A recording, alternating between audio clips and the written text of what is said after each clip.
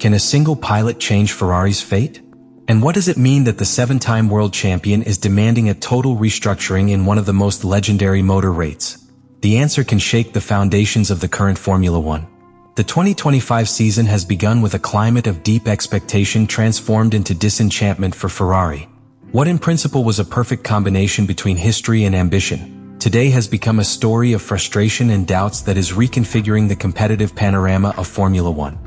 The arrival of Lewis Hamilton, the 7-time world champion, was seen not only as a media bomb, but as the turning point that Maranello needed to close a cycle of prolonged failures.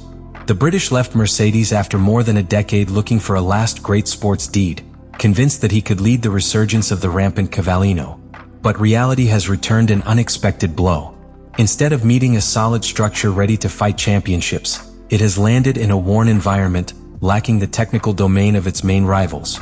In this increasing tension scenario, Hamilton has decided to raise his voice, and has not done so with superficial or calculated statements. He has done it with an obvious emotional burden, knowing that his words resonate not only in Maranello but throughout the paddock. His criticisms have been clear. The car does not improve, the updates do not arrive, and Ferrari's culture seems anchored in a bureaucracy that prevents him from reacting with the speed required of Formula One modern. And when a pilot like Hamilton, who has lived with winning structures for more than a decade, publicly denounces that the team needs a reconstruction from the foundations, the message is not just a complaint, it is an alarm. This tension has begun to break the bubble of silence that sometimes wraps Ferrari in its internal crises. Because this time the problem is not a bad career, a bad strategy, or a punctual failure. It is more deep. It is the feeling that, despite the talent on the track, the team does not have a clear course. And that feeling in Formula One is the first step towards sports collapse. In this context, the figure of Hamilton goes from being a legend of the steering wheel to become a political actor within the team. Your voice not only demands performance, it demands revolution. The media outbreak generated by Lewis Hamilton after the Canada Grand Prix was not a simple catharsis of a frustrated pilot. It was a statement with multiple layers of meaning. In his words, filtered by the specialized press and resonating in every corner of the paddock, the tone of someone who can no longer tolerate organizational mediocrity was noticed. The most powerful thing was not what he said directly, but what he showed. There are so many things that I would like to tell you to explain what is happening inside the team, he said with a mixture of helplessness and anger. That a Hamilton-caliber pilot with experience in champion teams, accustomed to precise and efficient technical development processes, publicly questioned the course of Ferrari, should be an alarm signal of capital proportions for the team's board of directive. It was not an isolated complaint about the lack of car speed. Hamilton's criticism was much deeper. It put on the table the lack of an agile system of updates, the slowness in technical decision-making, and the lack of strategic vision in a season that requires constant adaptation. While other teams have already taken multiple aerodynamic packages, Ferrari continues with the same base from the second Grand Prix. The question is not why improvements do not work. The real question is why there are no improvements. That difference, although it seems subtle, is brutal in the context of the current Formula One. Technical development management has become a weekly battle, and Ferrari has simply appeared. Hamilton has asked for solutions, not excuses, and it has made it clear that he is not willing to repeat what was lived in Mercedes in his last years, when the evolution of the car was stagnated by wrong decisions from the design area. He knows that time in F1 is a finite resource, and this new chapter in his career can be consummated waiting for miracles. That is why he speaks of internal changes and a reconstruction from the foundations. They are not casual words. They are structural terms. Ferrari's operational culture is questioning, the same that for years has been pointed out for his own mistakes. Late decisions, lack of unified technical leadership, and a chain of command that filters more uncertainty than clarity. The pressure on Frédéric Vasseur, head of the team, and on the technical direction of Enrico Cardile, has increased exponentially from that moment. Because now they must not account for the tifosi or the sponsors. They have to respond to Hamilton, who did not reach Maranello to settle for sporadic podiums. He arrived with the intention of adding an 8th crown to his legacy, and wants to do it as the protagonist, not as a spectator in the fight between McLaren and Red Bull. This context has generated an internal noise that inevitably alters the stability of the equipment. Charles Leclerc, which until now had led the Ferrari project, has also been dragged by this situation. Internally, priorities are being rearranged, and Hamilton has made it clear that if his voice is not heard, his role will not be passive. His experience, his level of demand, and his media weight gives him an authority that no one in Ferrari, does not even the historical, can ignore. Maranello is facing a dilemma: listening to the pilot who has won the most in the history of sport, or persisting in a philosophy that has taken them to decades of drought. And as every week without improvements it becomes a lost opportunity, the bomb lit Hamilton was not a simple explosion of frustration. It was the beginning of an internal Cold War where time is the most dangerous enemy. Hamilton's statements not only recall Ferrari's foundations, they also mark the breakdown that has forced the Italian team to completely reconfigure their strategy for the rest of the season. What was previously a campaign focused on trying to overcome from the second step of the construction championship, now it seems to have become an act of planned replication.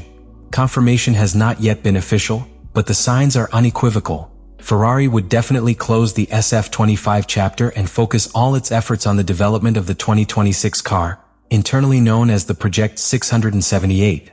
The recent history of the F1 demonstrates that the teams that have dared to bet on the next generation of cars with enough time and resources have ended up reaping substantial fruits. Mercedes did it when he prepared for the hybrid era in 2014. Red Bull repeated the model masterfully by 2022. Now, Ferrari seems to be following that formula with the 678 project, a car that must be born without the charges of the past, without commitments with failed structures, and with the freedom to apply a completely new design philosophy. This is where Hamilton will be key. His experience in successful development programs allows him to identify structural weaknesses before they become irreparable. And its influence on engineers in Maranello can be the differential factor that Ferrari has not had since the time of Schumacher and Todt. Project 678 is not simply a chassis change. It represents a historical opportunity to redefine Ferrari's technical identity under a new regulation cycle. This covers from the mass distribution aerodynamic concepts, the management of the internal airflow of the car, to the electronic configuration of hybrid systems. It is already speculated within the technical environment that the Italian team could adopt a more aggressive approach, similar to that of Red Bull in terms of component flexibility and dynamic behavior of the car. If concretized, we would be facing a more radical Ferrari than in the last 15 years, freed from technical conservatism that has cost him championships. But this change is not exempt from risks. To abandon the development of a car still in competition, especially when a high position is maintained in the construction championship, implies accepting that the immediate results will be sacrificed in favor of an uncertain commitment. It is a decision that can cause internal tensions, especially with Leclerc, who has so far been the visible face of the Ferrari project and could be displaced from the priorities of the team if Hamilton becomes the main architect of Project 678. Even so, the calculated risk seems preferable to chronic stagnation. Ferrari has been winning a championship for more than a decade. Every year lost persists as an open wound that can only be closed with a title. And if the price of breaking with that story is to give up the present to build from scratch, then it is a cost that may be worth paying. What is clear is that, with Hamilton behind the wheel of this change, Ferrari is not only designing a new car. He is trying to reinvent himself as a team. At this point of the season, when the results do not accompany and frustration accumulates, the great unknown that begins to settle in the Ferrari environment is if Lewis Hamilton will continue committed to this project in the terms in which it is located. The pilot has not hidden his disappointment with the performance of the SF25, nor with Ferrari's internal dynamics. On the contrary, he has made it clear that the level of demand that he brings is not negotiable. It is accustomed to structures that react quickly, to teams that understand that a 10th one on a wing is worth as much as a podium. In Maranello, however, he has collided with a culture that still seems too tied to tradition, process, hierarchy. And that can be an insurmountable problem for a pilot whose career has been defined for anticipating the future, not waiting for it to arrive. In addition, the external context also adds pressure. McLaren has managed to establish himself as the technical reference with a car that is not only fast, but also stable and versatile. Red Bull, despite its internal turbulence, still achieves victories thanks to the pure talent of Verstappen and a structure that understands how to maximize good days. Even Mercedes, with a car that is still evolving, shows signs of being closer to finding a sustainable solution. In contrast, Ferrari has been trapped between what was and what intends to be, without consolidating a clear direction. If Hamilton perceives that Project 678 will be more of the same with another name, he will not hesitate to press, and if necessary, rethink his role within the team. Nor is the fact that its presence generates new dynamics in the paddock. The simple fact that he is in Ferrari makes the cameras, journalists, sponsors, and even the rivals look at Maranello with other eyes. But that focus is also transformed into scrutiny when things do not work. And if Ferrari does not respond to the expectations generated by the signing of such a large figure, the disappointment will be double, sports and symbolic. Because Hamilton did not reach the team to be part of an endless reconstruction, but to lead a process that had to have concrete results. Internally, some voices indicate that Hamilton is more committed than it seems, that he actively participates in the development of the 2026 car, and that he has established good relations with part of the technical team. But commitment is not synonymous with infinite patience. He knows that every year he counts, and that in a sport as changing as Formula One, the window of opportunity to be champion can be closed with a single wrong decision.